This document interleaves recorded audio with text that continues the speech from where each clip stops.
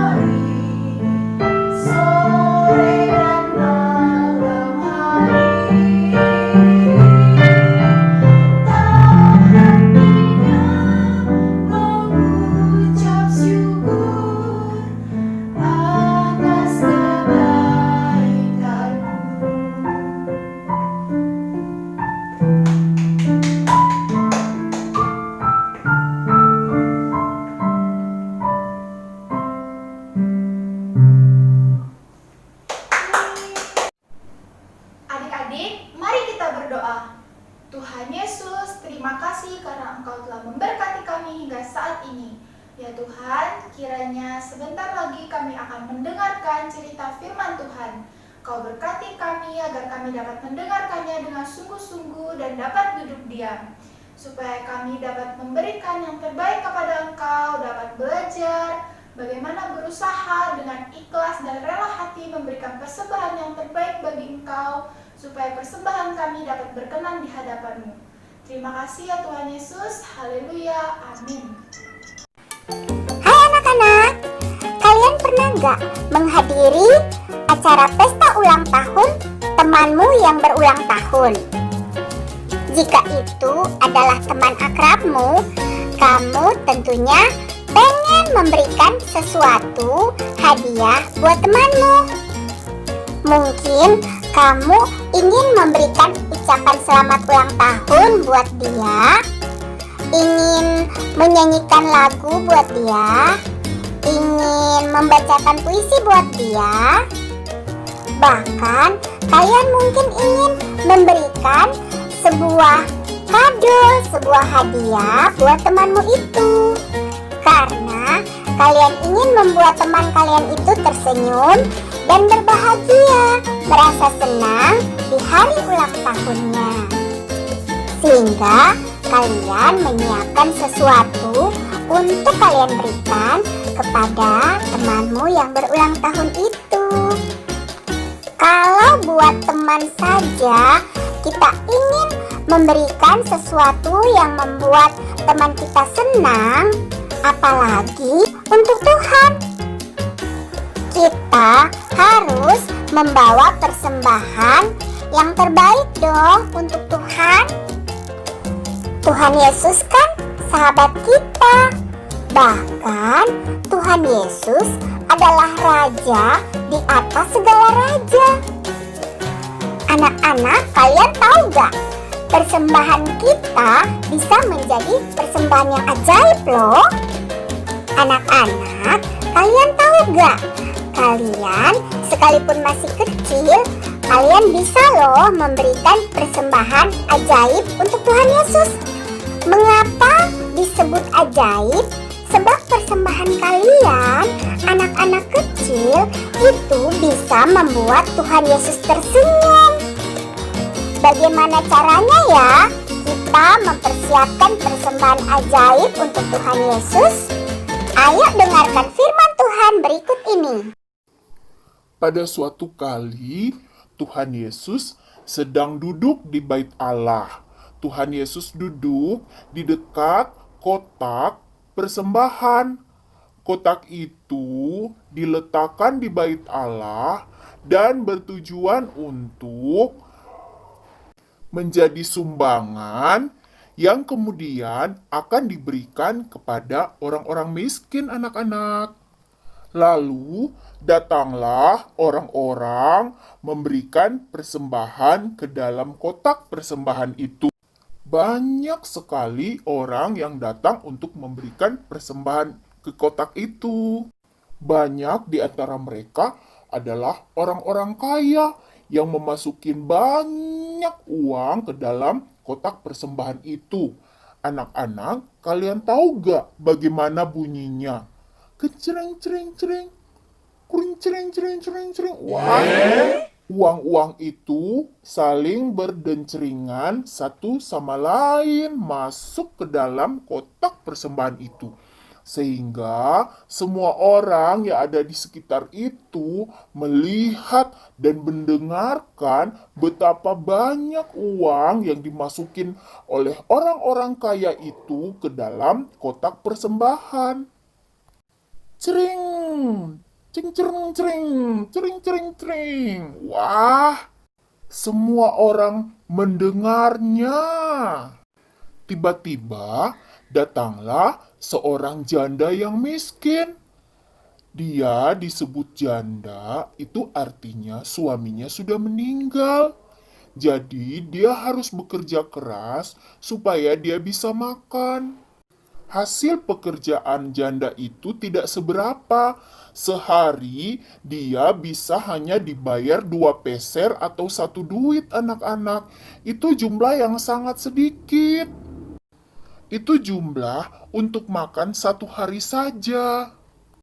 Tetapi janda itu memberikan semua hasil pekerjaannya dan dia masukkan ke dalam kotak persembahan itu. Artinya, ibu janda ini sekalipun dia sangat miskin, tetapi dia punya kerinduan untuk membantu orang-orang miskin yang lain, anak-anak. Anak-anak, waktu persembahan ibu janda itu dimasukkan ke dalam kotak persembahan, kalian bisa tebak gak gimana bunyinya?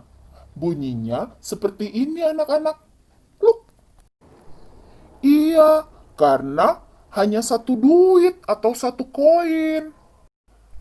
Nah. Sekarang kalian pasti bisa menebak persembahan mana yang sudah menjadi persembahan ajaib. Persembahan yang bisa membuat Tuhan Yesus tersenyum, yang bisa membuat Tuhan Yesus memuji persembahan itu. Apakah persembahan yang berbunyi cingkring cering cering karena saking banyaknya, atau persembahan yang berbunyi tuk karena hanya 1? Ternyata persembahan yang bisa membuat Tuhan Yesus senang, yang membuat Tuhan Yesus memujinya adalah persembahan ibu janda yang miskin tadi, anak-anak. Sebab ibu janda ini telah memberikan persembahan, dia berusaha sungguh-sungguh.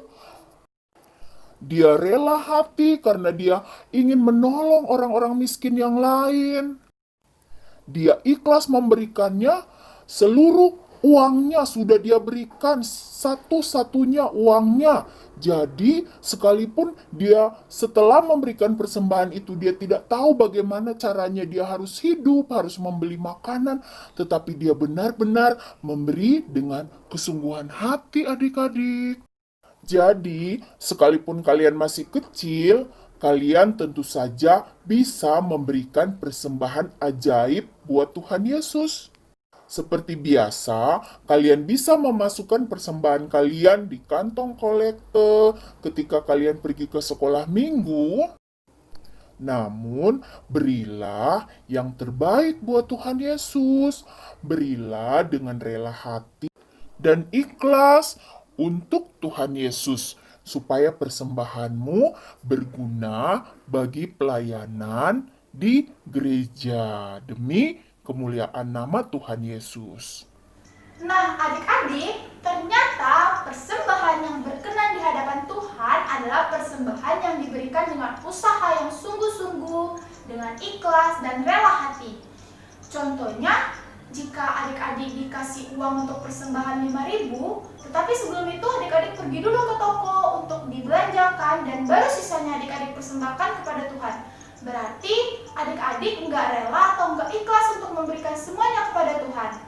Tetapi melalui firman Tuhan tadi, kita diajarkan untuk harus memberikan yang terbaik kepada Tuhan dengan sepenuh hati. Nah, firman Tuhannya udah selesai. Sekarang saatnya kita menghafal ayat hafalan berikut ini. Semangat ya! Mana ayat hafalannya? Pesawatnya baru tiba, membawa ayat hafalan. Hendaklah masing-masing memberikan menurut kerelaan hatinya, jangan dengan sedih hati atau karena paksaan, sebab Allah mengasihi orang yang memberi dengan sukacita. 2 Korintus 9 ayat 7. Yuk, siapa di antara kalian yang bisa menemukan kata apa sih yang harus kita isi pada titik-titik ini? Hendaklah masing-masing memberikan menurut, jangan dengan, atau karena, sebab Allah mengasihi orang yang memberi dengan. 2 Korintus 9 ayat 7.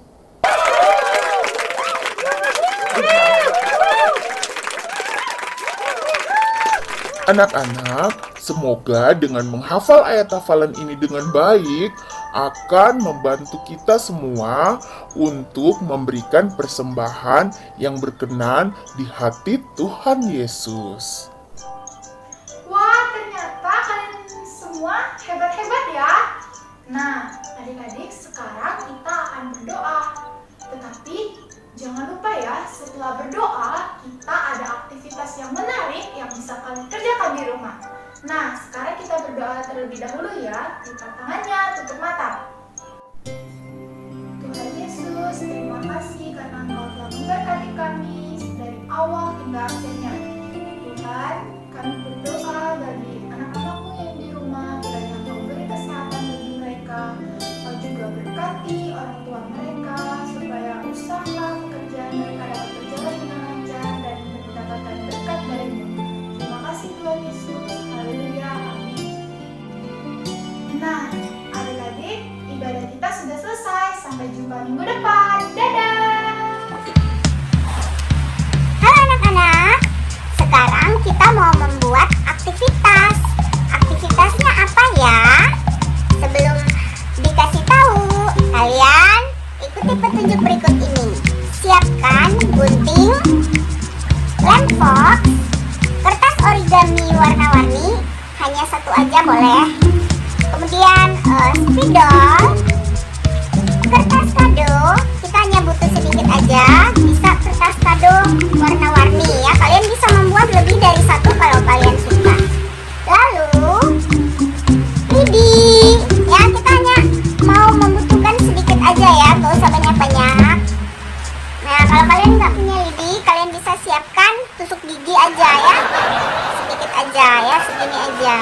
Nah, bahan-bahannya seperti itu. Lalu, mari kita kerjakan bersama-sama. Pertama, kita siapkan kertas origaminya. Kalau kalian nggak punya kertas origami di rumah, atau kalau kertas origami kalian terlalu licin, maka kalian bisa menggantinya dengan kertas karton warna putih ya. Maksudnya supaya gampang ditulis ya. Nah, kalian kan udah hafal ayat hafalan tadi. Sekarang kita mau menuliskan ayat hafalannya dulu ya. Hendaklah ya masing-masing memberikan menurut kerelaan hatinya ya. 2 Korintus 9 ayat 7. Setelah kalian selesai menuliskan ayat hafalan, kalian waktunya menggunting kertas kadonya.